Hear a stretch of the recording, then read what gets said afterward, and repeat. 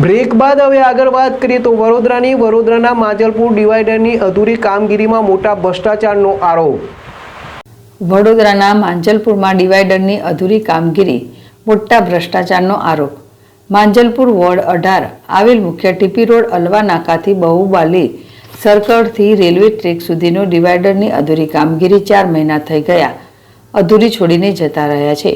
ડિવાઈડરની અંદર મોટી પુરાણ કરવી જોઈએ અને તેની અંદર તેને સુશોભિત કરીને ફૂલછોડ વાવવા જોઈએ, પણ કોર્પોરેશન અને વહીવટીતંત્ર દ્વારા અધૂરું કામ છોડી આજે આ જગ્યા ડમ્પિંગ સ્ટેશન બની ગયું છે એવું લાગી રહ્યું છે। કચરો એઠવાડો હોવાના કારણે રખડતા ઢોરો કૂતરાઓ ખાવા માટે ઊભા રહે છે, જેના કારણે અવારનવાર આ રોડ પર એક્સિડન્ટ અને અકસ્માતો થતા રહ્યા છે।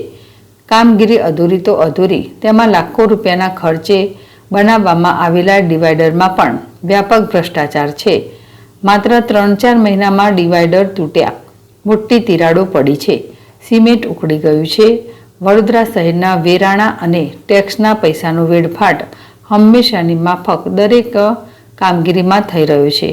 કોર્પોરેશનને સ્થાનિક નાગરિકોને સાથે રાખી ટકોર કરી કે અવારનવાર સમયમાં આ કામગીરી પૂર્ણ કરવામાં નહીં આવે તો આગામી દિવસોમાં આંદોલન કરીશું।